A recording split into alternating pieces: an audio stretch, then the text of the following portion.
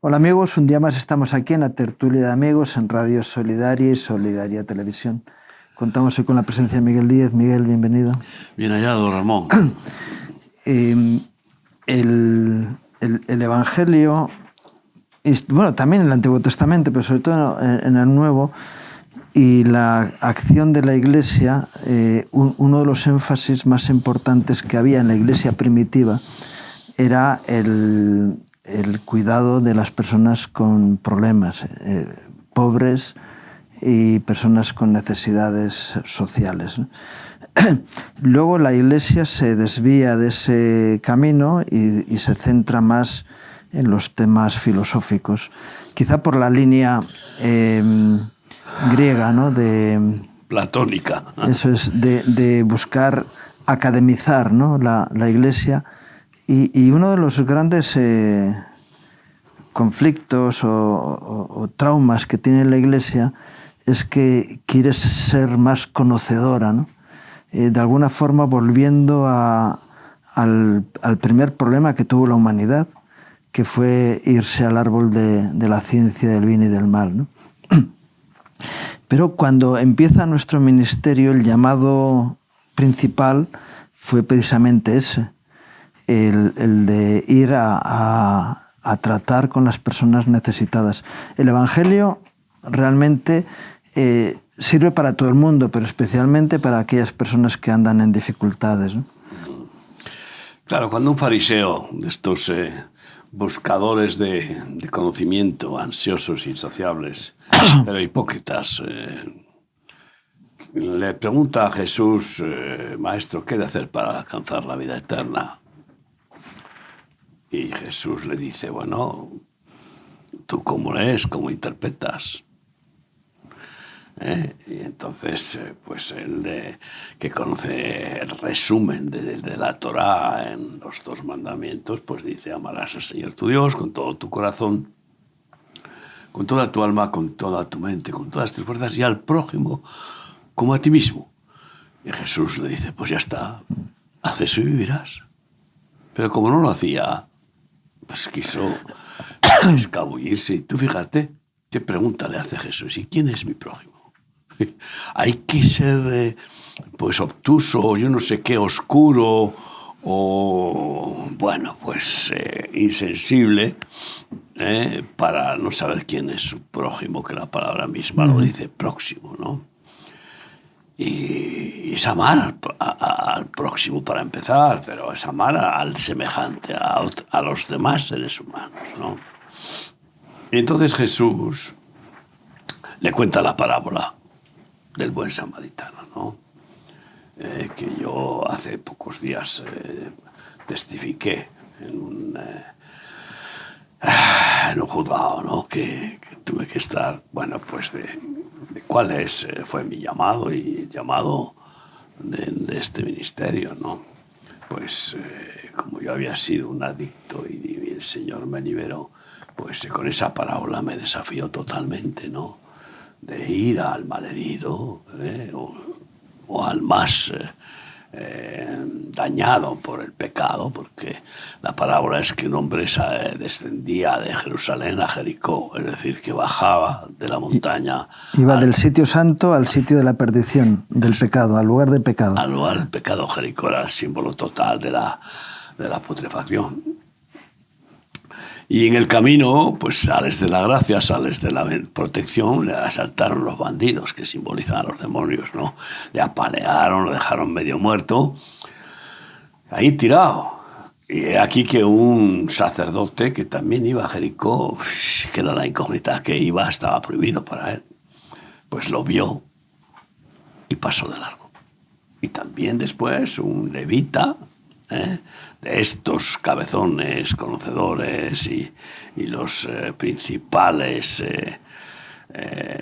encargados del templo, autoridades del templo, pues también le vio y pasó de largo, ¿no?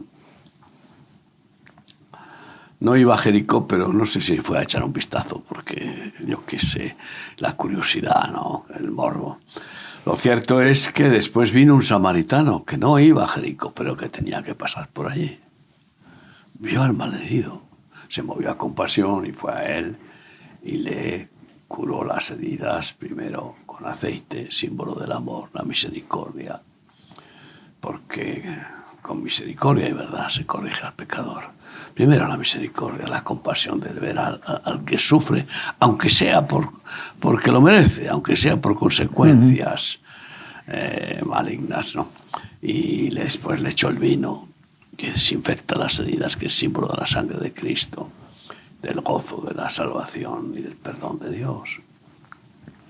Y luego le vendó las heridas, que claramente sabemos que simboliza lo que es la cobertura, la protección fraternal, paternal, para que no se le infecten las heridas, el cuidado personal, que es lo que realmente es amar de forma práctica, sacrificar tiempo, recursos, esfuerzos. Y lo puso en su cabalgadura.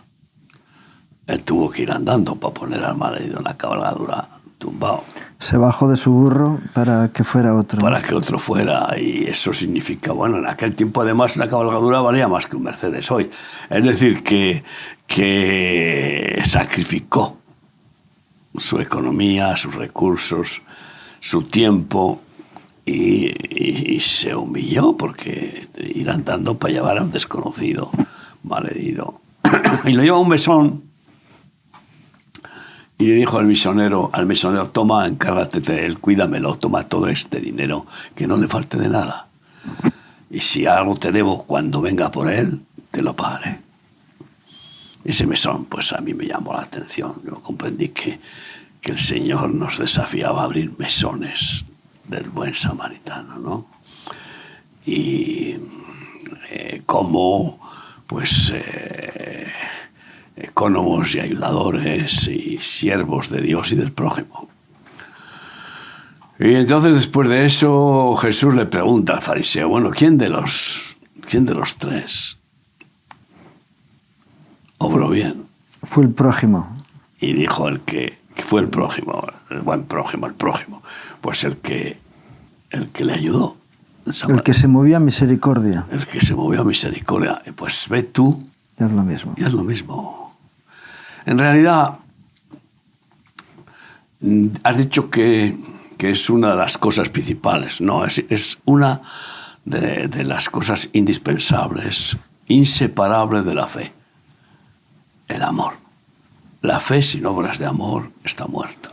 Y para Cristo Jesús, en la epístola de Pablo, dice, no, a los Gálatas, no vale ni la circuncisión, ni la incircuncisión, ni ser cristiano, religioso, ortodoxo o lo que sea, sino la fe que opera, que actúa con hechos de amor, por el amor. Y bueno, pues es la compasión, en realidad. O sea, no tiene sentido ninguno.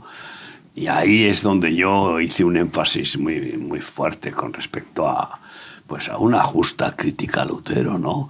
Que consideraba a la epístola de Santiago la epístola de paja.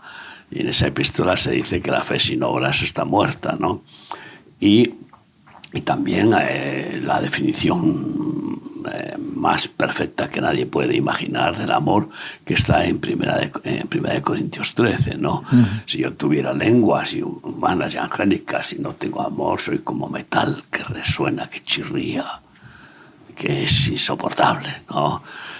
Y por lo tanto de nada me sirve. Pero si tuviera toda la fe, ahí es donde yo hago un énfasis importante. ¿Quién tiene toda la fe? Yo no. Solo Cristo. Pero si aún así yo la tuviera y no tengo amor, y no tuviera amor, no me serviría de nada. Y si tuviera toda ciencia, todo conocimiento y todo discernimiento y toda sabiduría y no tengo amor, nada soy y nada me vale. Esa fe te lleva a la soberbia, a creerte más y mejor que los demás. Evidentemente dices, oye, yo no tengo problemas porque yo soy bueno y hago las cosas bien y tú... Estás cosechando las consecuencias de tu maldad, y así que te desprecio porque eres un malvado y encima reafirmo que sufras, porque que tienes que sufrir. Te lo mereces. Estás pagando ¿dónde está? Es que esa es la ley. Esa es la ley del ojo por ojo y diente por diente. Esa es la religión, en definitiva. Para inhibirte de la ayuda al prójimo puede haber dos argumentos, ¿no? Uno, no es mi responsabilidad, quizás es responsabilidad del gobierno o es responsabilidad de la sociedad. No, para intentar inhibir. Sí. No, tú has dicho para inhibir. Para justificarte. No, para intentar justificarte. Sí. No te puedes justificar. O sea, es que una cosa es intentar inhibir y otra cosa es inhibir. Una cosa es intentar justificarte y otra cosa es tener una justificación correcta. Es como cuando vas a declarar en un juzgado y que te digan que sabe usted que tiene derecho a mentir. ¿Pero esto qué es? Y está completamente institucionalizado por el sistema judicial. Digo yo, ¿usted cree que tengo derecho a mentir? Yo no tengo derecho a mentir. Delante de Dios. Yo soy mentiroso históricamente en mis 34 años primeros de vida, sobre todo. Pero alguna vez, sin querer, se nos puede ir la lengua en exagerar, disminuir, pero voluntariamente, cuando tienes a Cristo, ya no tienes ningún derecho de mentir, ni deseas en ninguna manera. Te repugna la mentira. Pero tú fíjate, derecho a mentir. ¿A dónde vamos? Pues vaya sociedad. Derecho a mentir, derecho a matar. Derecho al aborto. Por eso decía lo de matar. Sí, pero vamos a especificarlo, que es lo que se sigue peleando y peleando. ¿Pero de qué hablas usted? Derecho a robar. ¿Eso en qué código legal están estipulados esos derechos? Ni siquiera en la Constitución figura el derecho a mentir. No figura. Uh-huh. Es un artilugio de una liberalidad y falsa libertad de que el culpable tiene derecho a mentir para librarse de su culpa y de la pena que le corresponda. Esto es que, empezando por ahí, pues no saben lo que dicen. Y lo aceptan y lo dicen y te lo insisten abogados y jueces. Usted sabe que usted tiene derecho a no declarar, a callar. Perdone usted tampoco. Bueno, el Señor delante de Pilato se cayó. Pero no es un derecho. Es que una cosa es hablar de derecho y otra cosa es de hablar de posibilidad, de libertad que Dios te dé. ¿No? Pero no es un derecho. ¿Dónde está estipulado que el Señor te concede ese derecho? No. Todo lo que Dios nos concede es una gracia, no un derecho. Yeah. Es que todo se derrumba por completo con respecto a los derechos. Pero sí se mantienen los deberes, las responsabilidades. Primero, por ser una criatura de Dios. Segundo, por ser salvado por Jesucristo y conocer la verdad. Eso te produce un deber de responsabilidad. Y responsabilidad es dar respuesta justa, correcta a Dios por medio de la obediencia. Punto. Deberes. Claro que sí. Claro. Pero ahí está el problema, que esta sociedad podrida ha eliminado los deberes y ha establecido incluso derechos malignos que no pueden justificarse. Sí, por eso, que alguien diga, no, es que a mí no me corresponde, son otros los que tienen que buscar soluciones. Ya. Ese está diciendo claramente, a mí lo que te pase a ti me da igual, porque es tu problema, no el mío. Y el otro es lo que estabas hablando antes, de decir, es que si una persona tiene una dificultad social o está en pobreza, es porque se lo ha buscado, porque es su pecado el que le lleva a tener la maldición que tiene, porque los santos tenemos la bendición de Dios en nuestra vida y se ve la diferencia. Y dice, bien, es verdad que Dios prospera a aquellos que le obedecen, ¿no? Pero luego viene el amor y la responsabilidad personal hacia aquellos que están en dificultad. Después del Concilio de Jerusalén, Pablo y Bernabé van a cumplir su misión, ¿no? Y lo que les dice el presbiterio apostólico. Eso es. Les dice en el concilio, de que los envía y los encomienda. Y les da solamente una pauta, que es que se ocupen de los pobres. Que no se olviden. Que no se olviden. Y dice que eso es algo que procuraron hacer. Es decir, que salieron con ese mandato, con esa directriz, y ellos procuraron hacerlo. Es decir, se pusieron a buscar entre las personas necesitadas para darles soluciones, ¿no?, a su vida. Es decir, que cualquiera que se justifica de una forma o de la otra no tiene justificación. No, además es muy contundente el llamado de Jesús. Es el problema del egoísmo. Cuando alguien se aferra a su ego, a sus deseos, a su orgullo y a sus deseos carnales, a satisfacerse a sí mismo, ¿no? Pues olvida que entonces no está siguiendo a Jesucristo, porque que quiera venir en pos de mí, niéguese a sí mismo y tome su cruz cada día y sígame. Primero, negarse uno a sí mismo es precisamente ir en contra de nuestro egoísmo, pero en todas las áreas. Y seguir a Jesús con la cruz es estar dispuesto a amar con ese amor sufrido, sacrificial, porque amar de verdad supone sacrificio siempre. Como hemos visto, el buen samaritano sacrificó su tiempo, sus recursos, su comodidad, etcétera, para poder socorrer al malherido. Y bueno, pues además, encima, luego, ¿qué sucede?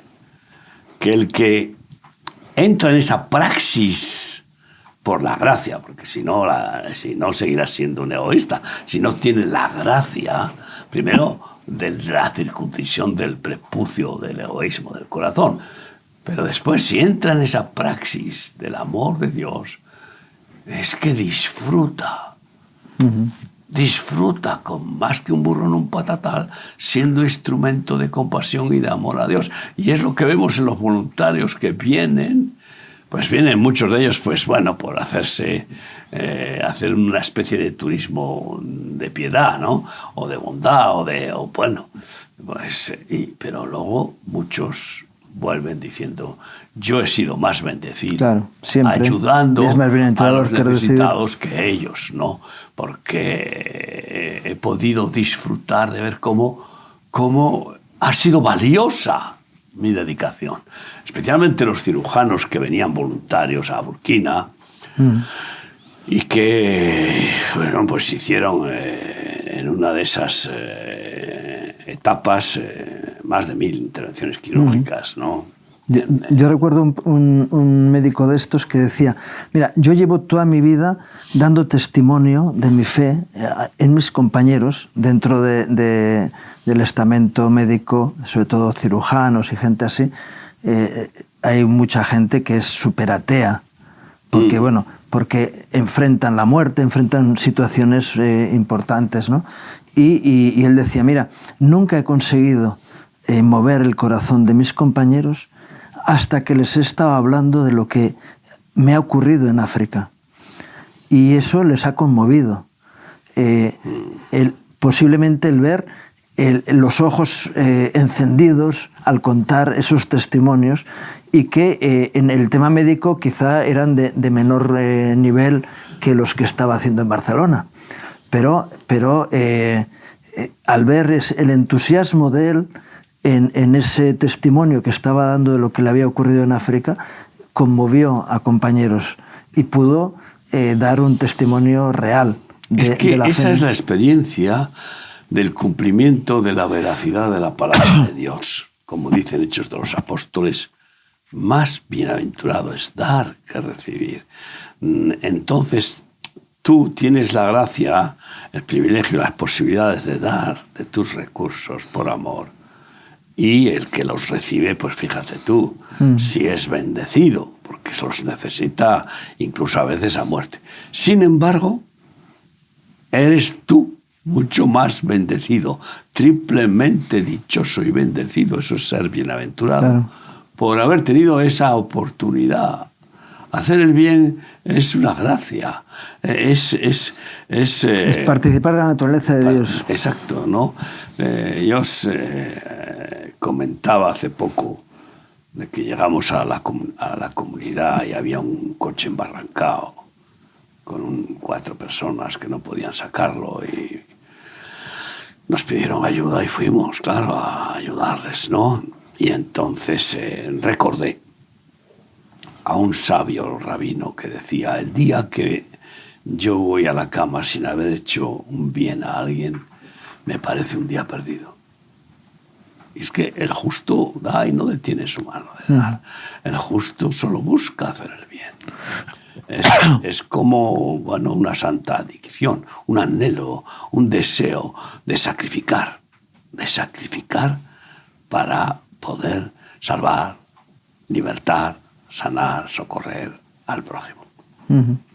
Hay otro argumento que se utiliza muy habitualmente y tiene que ver con unas palabras del Señor, que cuando la mujer aquella rompió el vaso de alabastro y sobre todo uno de los discípulos se quejó porque qué desperdicio. El Judas Mamón que estaba robando, que amaba el dinero. Y el Señor dice que siempre tendréis pobres entre vosotros, de tal manera que la pobreza es un mal crónico. Y que es falso el argumento, pero lo utilizan. Es un mal crónico que no hay solución. Entonces, como no hay solución, ¿para qué vamos a gastar en algo que no tiene solución, ¿no? Claro, pero ahí viene el error primero de cómo hacen uso muchos, que dicen para qué, efectivamente, y por tanto dicen los recursos mejor usarlos para formar ministros, ¿no? O para hacer festivales. Sacerdotes, o para hacer lo que sea, festivales, no. Entonces, el error es ese. Entre vosotros siempre tendréis pobres. Lo dijo conmigo. Con él no hay pobres. No hay pobres. Y de hecho, pues tenía el poder para convertir, hacer que se multiplicaran los panes y los peces y el aceite, la harina, y por tanto que no faltara lo necesario, ¿no? Y sacar agua de la peña y yo qué sé. Tantas, sí, y si Judas robaba es porque había economía. Si hubieran estado en una situación paupérrima, no estaría robando. Claro, porque donde no hay no se puede sacar. Y bueno, a mí me gusta la enseñanza que da Jesús cuando tienen que entrar en la ciudad y les piden pagar impuestos. Y entonces, pues los apóstoles dicen: pero si somos de aquí, ¿cómo vamos a pagar, no?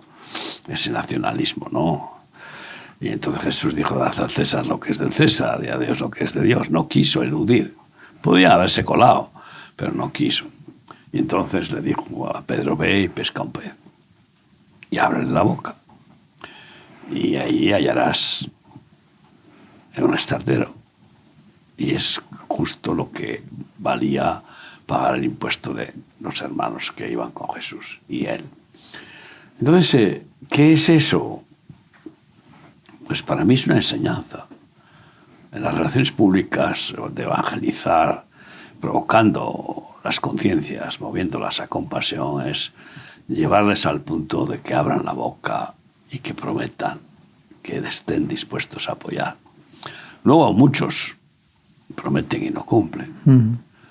Pero esa es una función importante, porque algunos prometen y después, bueno, incluso por amor propio, muchos de ellos cumplen. Otros, porque realmente han despertado sus conciencias y se sienten faltos de no haber apoyado, de no haber aportado ayuda a los necesitados, ¿no? Y estamos viendo pues muchas bocas que se están abriendo y muchas manos cuando ven pues remarsos en Adana o en Ucrania o en Turquía o en Que por cierto siempre hace falta... En Libia, en Haití. Siempre hace falta más personas... Es que esta es la tragedia, que no solamente abrir la boca para prometer una ayuda y luego darla o dar la mitad, pero ¿por qué no se despiertan tantas personas para ir? Estamos en una situación ahora urgente de obreros para Haití, con un grupo de jóvenes que necesitan ser dirigidos. Y nos faltan obreros para Haití, para Ucrania, para Libia, Turquía,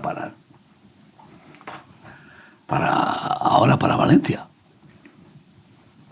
Porque cuando viene un desastre en caliente ante la tragedia, se mueven sentimientos. Pero cuando pasan unas semanas... Sí, cuando se cronifica la situación... Se enfría todo. Claro, ya no. ¿Dónde están los voluntarios en Haití? Ya desaparecieron todos aquellos que fueron ante el terremoto. Vamos, duraron muy poco, la verdad. Hicieron la foto. En cuanto se fueron las cámaras... Recogieron, plegaron y recogieron los beneficios de haber buscado recursos, que esa es la tragedia de muchos movimientos que se llaman ONGs y que resulta que utilizan la mayor parte de los recursos que consiguen abriendo manos y bocas, lo utilizan para sus sueldos importantes, sus vidas de lujos, sus patrons, sus billetes en primera, en avión, etc. Igual que el desastre ya de la Cruz Roja, que según las cuentas que se han detectado, usa el 92% de sus recursos para sus sueldos impresionantes. Y por lo tanto, ¿qué queda para ayudar a los necesitados, ¿no? Y por eso pues se ve a la Cruz Roja, lo único ya, con las mantas rojas, arropando a emigrantes, porque por cada emigrante pues la Comunidad Económica Europea pone ayuda. Y se da el caso de uno que testificó que 10 veces le cambiaron el nombre para ser 10 refugiados en lugar de uno. Y recibir, lógicamente, por 10. Eso es más que los panes... Bueno, no es más, pero es multiplicación de los panes y los peces. O sea, imagínate tú a qué niveles están muchas ONGs. Bueno, ya sabemos que tristemente la Cruz Roja está en una situación muy complicada. Yo pido a Dios que la renueve, porque fue realmente un testimonio impresionante, ¿no? Cuando se empezó por un evangélico en la Primera Guerra Mundial y ha hecho labores heroicas en muchas situaciones, ¿no? Y puede ser que en otras partes del mundo la Cruz Roja, porque claro, no es lo mismo la Cruz Roja en un país que en otro. Claro.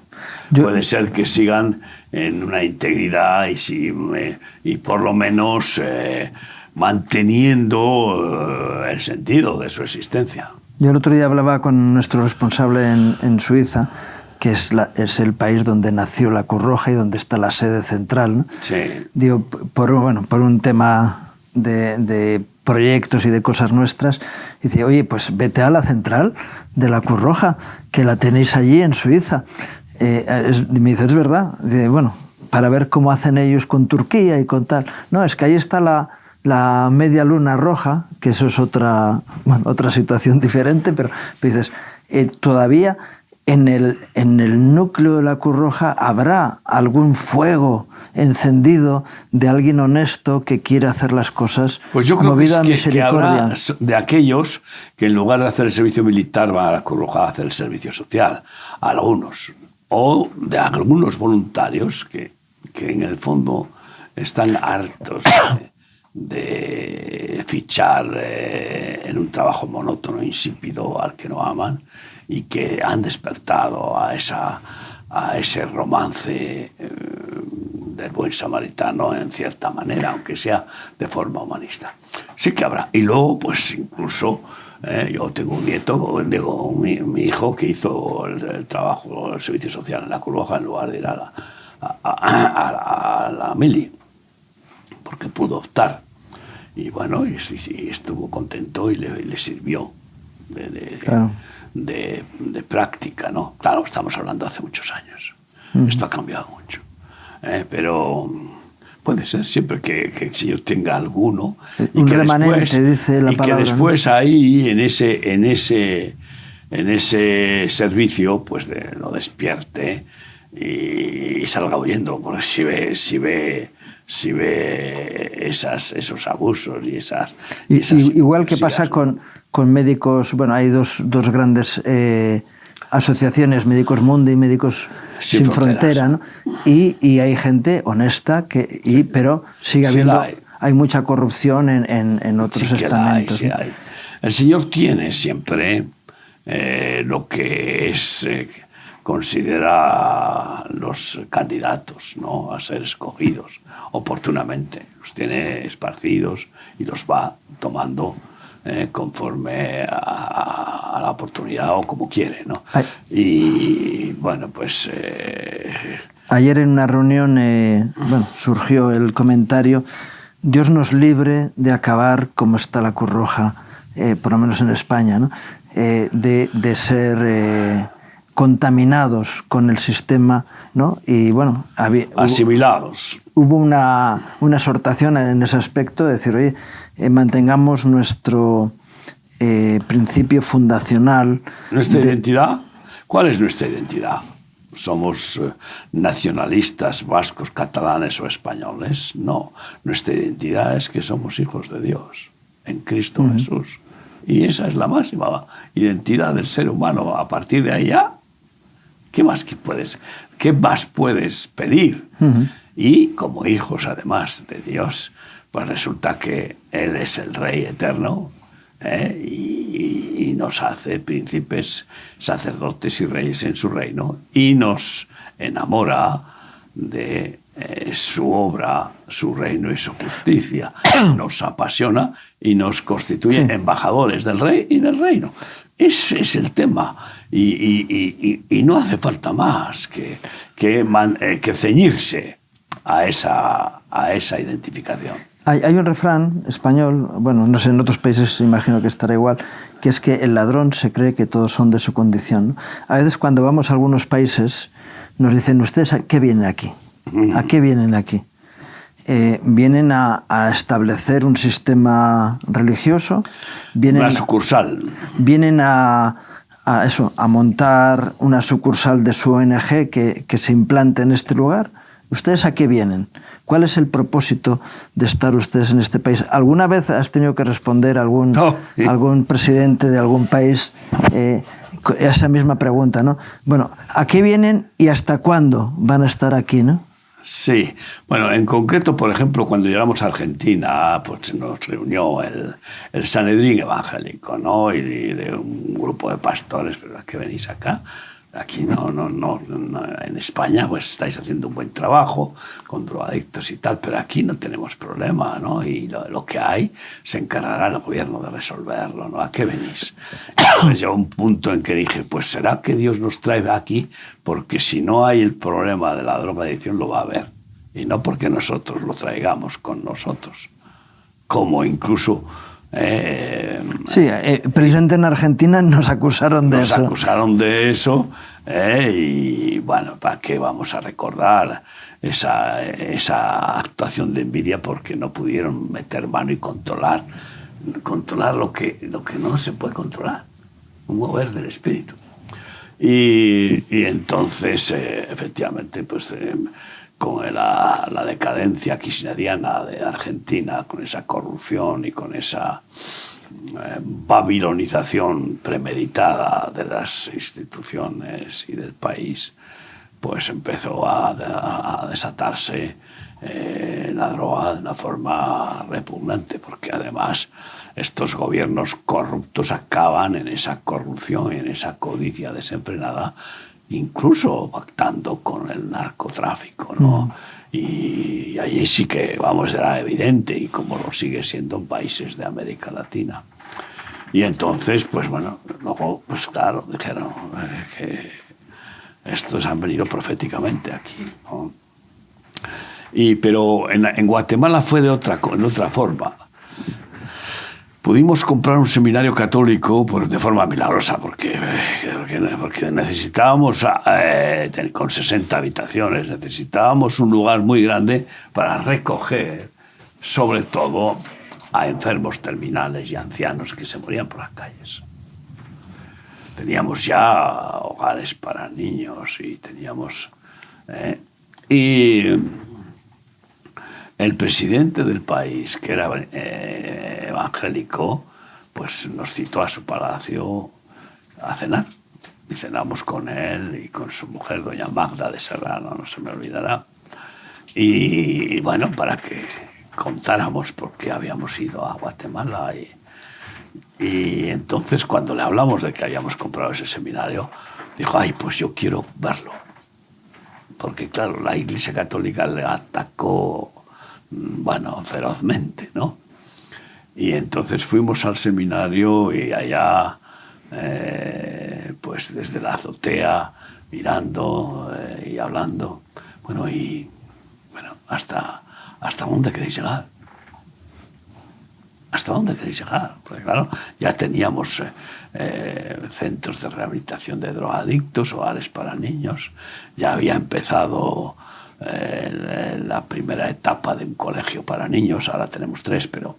Y entonces yo recuerdo, dije, pues hasta que Dios quiera mantenernos aquí, pero seguro que hasta que no haya ningún niño abandonado, hasta que no quede un drogadicto sin oportunidad de rehabilitación, hasta que no haya ni un alma marginada de Dios. O sea, en definitiva, de aquí no nos vamos si no nos echa a Dios. O sea que, y bueno, ahí seguimos como la mayor ONG de más relevancia en Guatemala, con la Ciudad de los Niños, que es un hito. Un hito porque es el primer ministro de Japón vino a Guatemala, fue a Guatemala a presenciar la toma de posesión de algún presidente. La toma de posesión del nuevo presidente, como van los primeros ministros de muchos países. Y nos habían dado $100,000 de subvención para la construcción de una casa para niños en la Ciudad de los Niños. Y entonces, cuando llegó a Guatemala, pues hablando con el embajador le dijo, pues, mira, aquí hay una institución que hemos dado esa ayuda y tal, pues quiero ir a verla. Y el primer ministro de Japón fue a la Ciudad de los Niños y cuando vio la casona que habíamos construido, en la que había matrimonios con niños, matrimonios tutores, y la vio, dijo, bueno, esto a nosotros nos habría costado 3 veces más. Se quedó maravillado. Y ese es el tema, que hay que abrir la boca de los que pueden, las manos de los que pueden, porque cuando tú no retiras nada de lo que recibes, sino que según recibes de gracia lo pasas de gracia, y no retiras nada porque tú ya vives por fe y ya tienes lo suficiente y más. Con la vida sencilla, además, una vida sencilla y austera, que una vida sencilla y austera no tiene muchas necesidades, cama y comida, o sea, que no es, y ropa, y eso es sencillo, porque ¿cuántas veces hemos usado ropa de otras personas? Yo recuerdo una vez que no tenía zapatos y me ofrecieron unos zapatos de un muerto. Estaban impecables. Oré y dije, yo me pongo estos zapatos. Hasta que los reventé.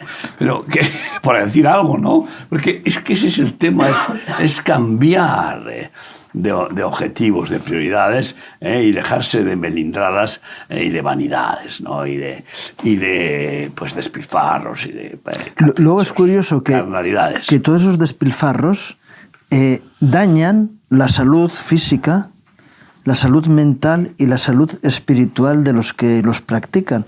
Y de hecho te encuentras con la degeneración de la vida de personas que han vivido para sí y que cuando te encuentras con ellos, quizá compañeros de estudios o vecinos, y los ves cuál es la situación en sus vidas cuando llevas a cierta edad, dices, la austeridad me ha guardado de enfermedades, me ha guardado de conflictos familiares, me ha guardado de depresiones. Todo me ha guardado de correr como un loco hacia el infierno, ¿no? Por ser un injusto despilfarrador. Está bien clara la parábola que enseña Jesús, la enseñanza que da Jesús, ¿no?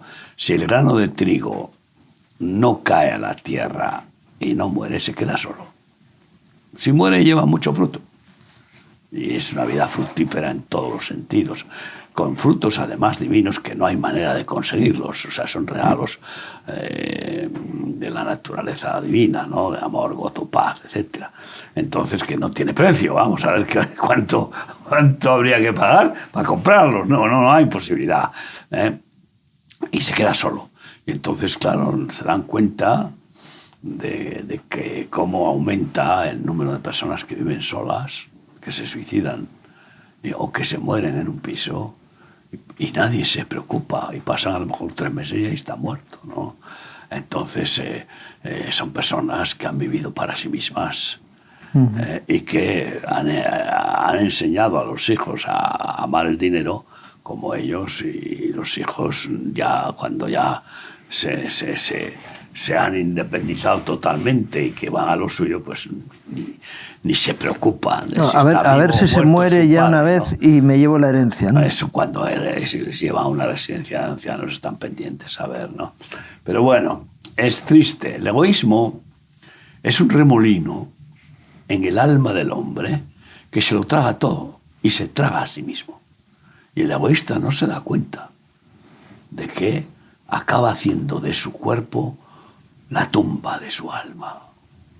Es un socavón, creciente además, porque el egoísmo es insaciable, como lo dice bien clara la palabra de Eclesiastés. El que ama el dinero nunca se sacia de dinero, quiere más. Pues el egoísta igual en cuanto a sus concupiscencias. Como las sanguijuelas, ¿no? Que piden más y más. Hasta que revienta. No se suelta como pillevena.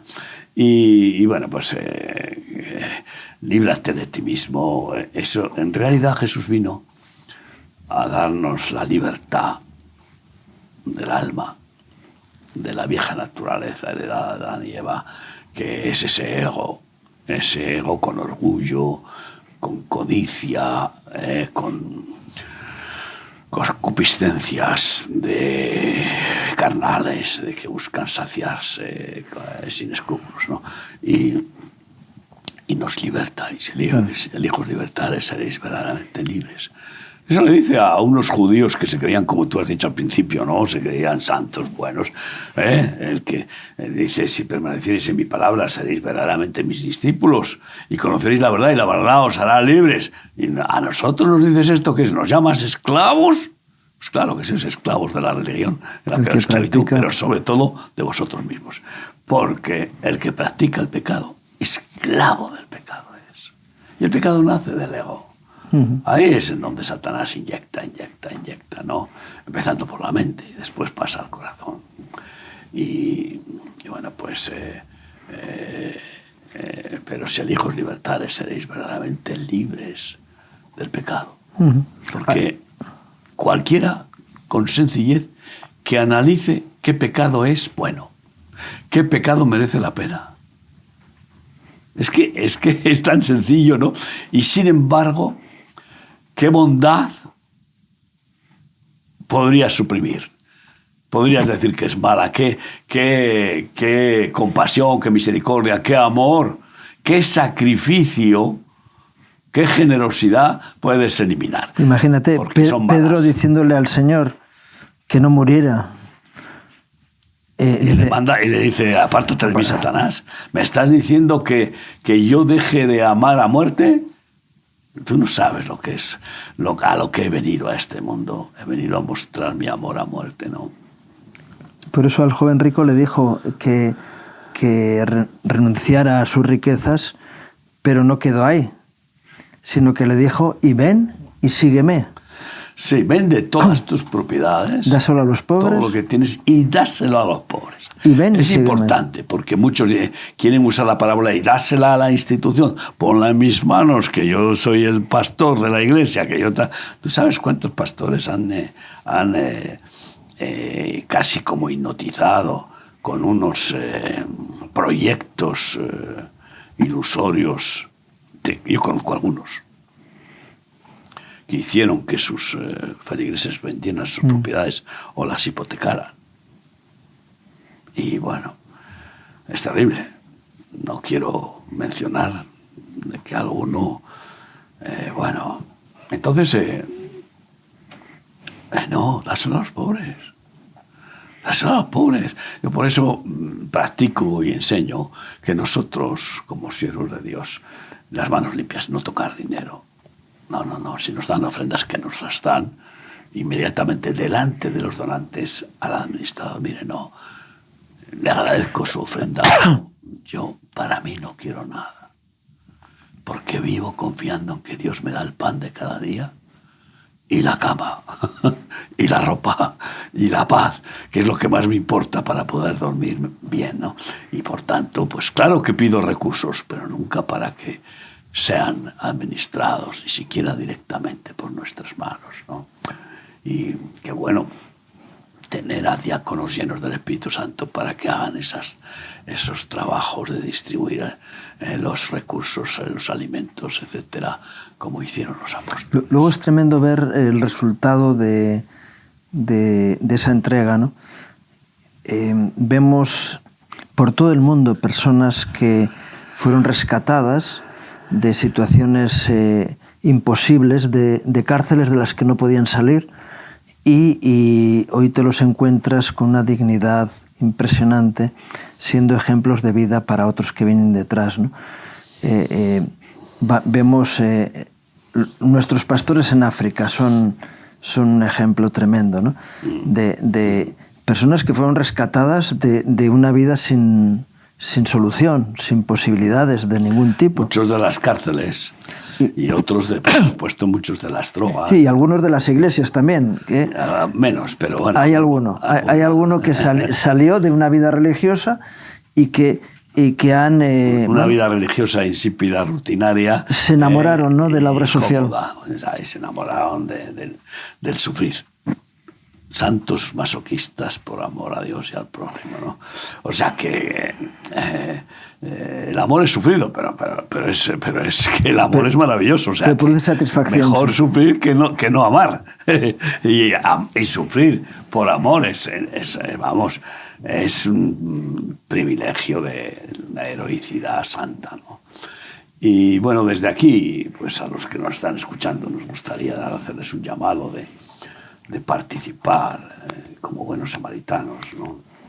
Que vengan a ser voluntarios en los distintos lugares donde Remarsos está desbordada y que también aporten ayuda. Por ejemplo, ayer hablé con el responsable de 8 países de Remarsos de África y me cuentan que tienen vehículos ya destrozados y que están necesitando vehículos, ¿no?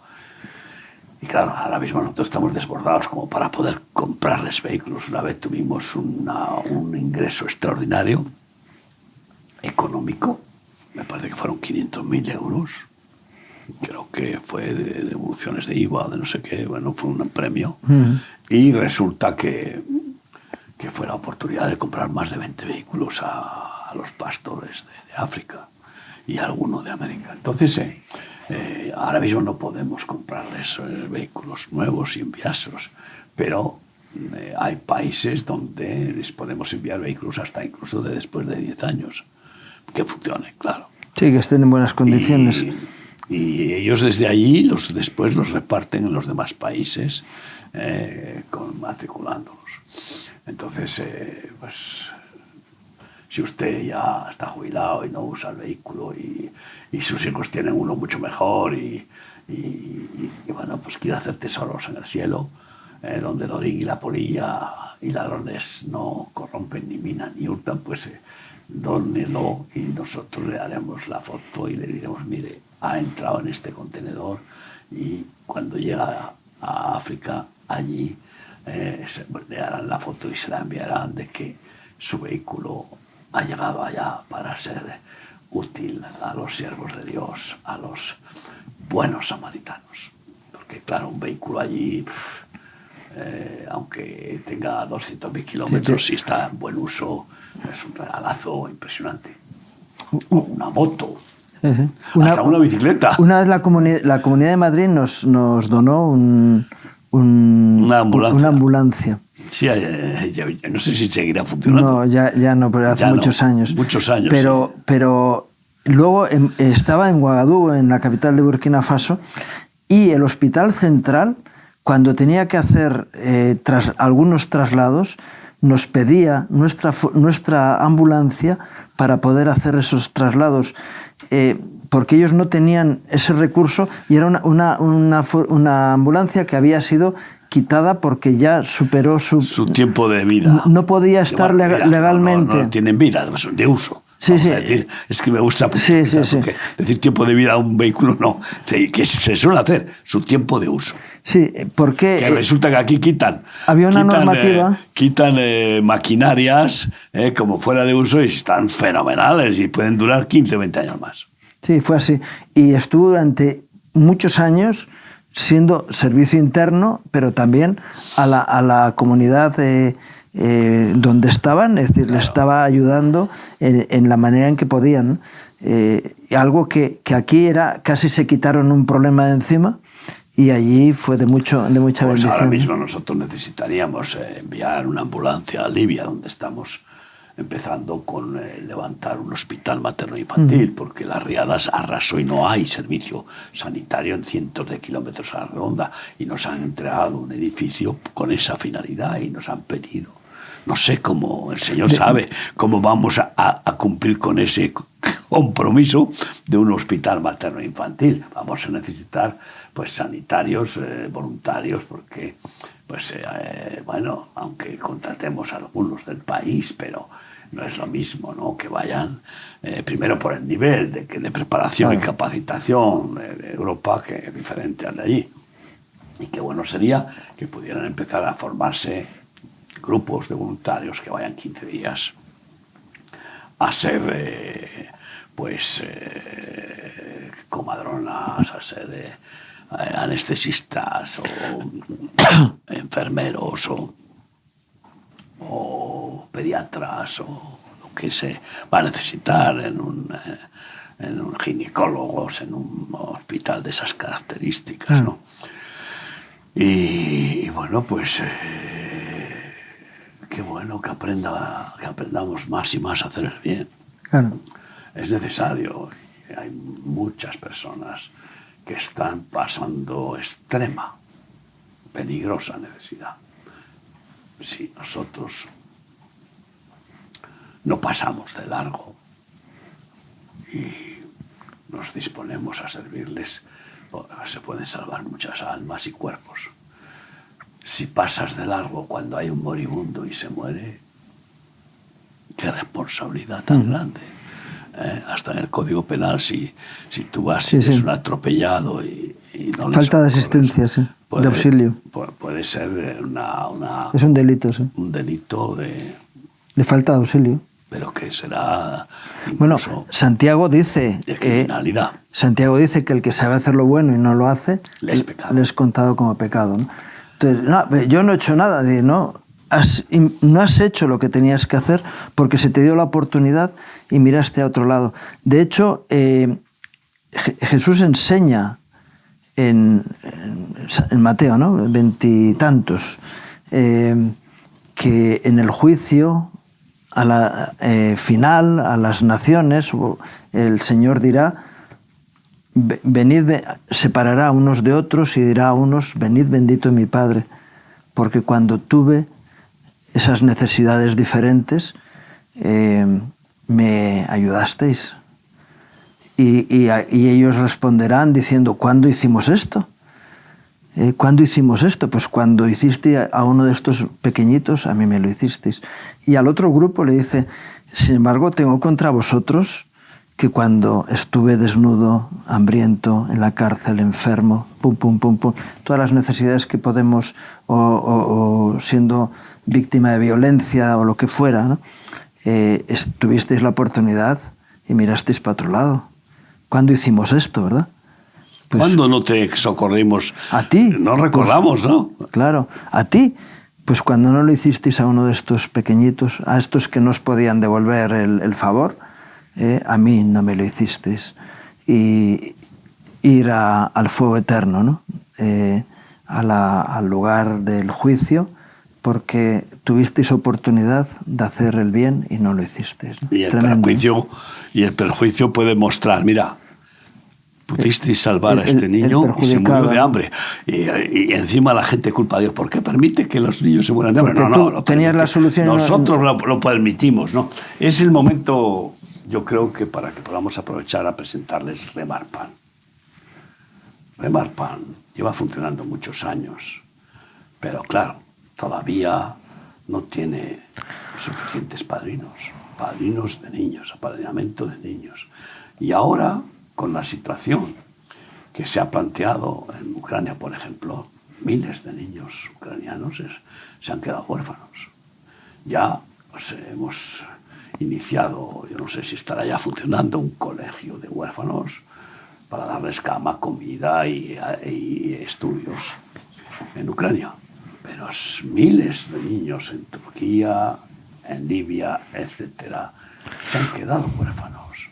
Y yo sé que van a venir muchos a buscar nuestro socorro. Están viniendo. Y, por ejemplo, en Burkina Faso, con el aumento de la guerra del ISIS en el norte de Burkina, han hecho matanzas y se han quedado huérfanos niños. Porque a los niños ya no se atreven a matarlos, porque antes lo hacían, o algunas veces incluso lo hacen, porque es difícil ocultar esas atrocidades y les perjudicaría, lo cual parece que los de Hamas no tienen escrúpulos para tales atrocidades, ¿no? Y Burkina Faso, el gobierno acaba de hacer un acuerdo con Remar Burkina para recoger a todos esos niños, que ya existía un acuerdo, de tal forma que en Burkina Faso desde hace más de 30 años, pues ningún niño que se queda huérfano se ha abandonado. Porque cuando llegamos a Burkina, se moría una mujer al dar a luz y el niño vivo lo enterraban con su madre. Y si esa mujer dejaba a un niño de 1 año, 2 años, pues a lo mejor también lo enterraban, porque el viudo no los quería mantener, porque si se quería volver a casar, la nueva mujer no los aceptaría. Esta era la situación. Es conforme a la ley de la jungla. Sí, y entonces cuando llegamos dijimos, esto es una atrocidad. Y desde que nosotros llegamos nunca más, salvo criminalidad, no por ese sistema de quitarse el problema, nunca más. Nos han enviado niños, y así pues tenemos muchos niños en Burkina, como en todos los países donde estamos, especialmente en África y en América Latina, y tenemos 3 colegios en Burkina Faso gratuitos, y tenemos hogares que hay que seguir multiplicando. Y han hecho ese acuerdo, y vamos a necesitar padrinos. Remar Pan, apadrina a un niño. Puedes recibir inmediatamente el expediente, la foto, el lugar donde está, los datos, incluso para que te comuniques y para que tengas una relación directa, sí. Si tú quieres tenerla. Si simplemente quieres información y quieres hacer una participación de sus gastos. Porque, claro, hacerse padrino con 18 euros al mes no cubre todos los gastos de un niño, pero ayuda. y para su manutención, para su ropa, de uniforme, de colegio, lo que sea, ¿no? Pero si alguien quiere decir voy a apadrinar a un niño con más cantidad, pues por supuesto. Pero mínimo, por lo menos. Fíjate tú que estamos hablando de un poco más de medio euro, 0,6 euros al día.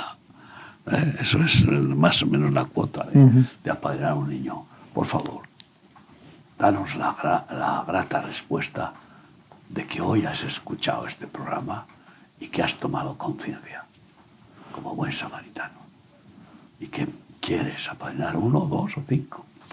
¿Hay alguna institución, alguna empresa que ha compartido esto con sus empleados y tienen, pues, no sé cuántos, a lo mejor una docena o más niños apadrinados? Pues recibiréis la información oportuna. Si alguien quiere apadrinar un colegio, pues eso ya son palabras mayores, pero también, porque no vamos a necesitar abrir más colegios, porque si no, son carísimos los colegios, y es triste. Hablan de colegios católicos o evangélicos y son los más caros en el tercer mundo. Esta es la triste realidad. Van a las élites a... Y bueno, en fin, hacer el bien es maravilloso y no se va a agotar la necesidad de hacer el bien hasta que Jesucristo no venga y reine desde Jerusalén 1000 años, porque cuando Él lo haga, Él es el absoluto, completo bien para el mundo y de Él emanará un bien a toda la humanidad sin que quede ni un pobre, sin que quede ni una... Porque recursos hay suficientes. Yo recuerdo una vez que hablando, ¿no?, entre tú y yo, el diezmo de la economía de España sería suficiente para acabar con la pobreza en el mundo, prácticamente, bien llevado. De un país que es uno de los más grandes económicamente del mundo, pero el diezmo de Estados Unidos hubiera arrasado con toda la pobreza. Quiero decir que hay recursos suficientes que no se utilizan para lo que se debería de utilizar. Se utiliza ahora para la guerra en lugar de para dar de comer a la gente. Ahí viene lo que es la triste realidad de muchos que por un dolor de conciencia pues se sienten generosos y donan. Especialmente los americanos son así. Y se calman mandando un cheque. Y bueno, menos es nada. Y son los más generosos del mundo. Un vaso de agua no quedará sin recompensa. Los más generosos del mundo siguen siendo los norteamericanos, aunque bajaron. Pero lo cierto es que muchas de las donaciones acaban enriqueciendo bolsillos de religiosos profesionales o de supuestos presidentes, directores de ONGs. Y eso es terrorífico. Entonces, ver que muchas personas que dicen que diezman y ofrendan por amor a Dios y se lo dan a Dios, investigue. Si usted se lo da a Dios, Dios no necesita ese dinero. Dios quiere que se lo use para dárselo a los necesitados, a los pobres. Jesucristo, cuando se presenta ahí a Pedro, después de resucitar, le sana de las 3 negaciones y le dice: ¿me amas más que esto, Simón, hijo de Jonás? Y él dice: sí, Señor, tú sabes que te amo. Pues pastorea mis ovejas. Dales pasto, dales alimento para el cuerpo y para el alma. Y así pastorea mis corderos y mis ovejas. Entonces, es decir, si me amas, dame tus diezmos y ofrendas a mí. No, que Jesús jamás pidió diezmos ni ofrendas para él, pero sí que pidió para dar a los pobres, ¿no? Y entonces hay que cambiar claramente lo que es todo este ordenamiento estructural, casi empresarial de las religiones cristianas o de cualquier otra, ¿no? de ser verdaderamente responsables y justos con los recursos que la gente dona para hacer el bien. Ahora, si hay personas que se tuercen y que se embelesan con los llamamientos de los populistas religiosos líderes o políticos o de cualquier otra filosofía, y resulta que donan para que puedan construirse un castillo, un chalet, o puedan construirse un templo de lujo, pues están completamente equivocados, pero bueno, hacen uso de su libertad, ¿no?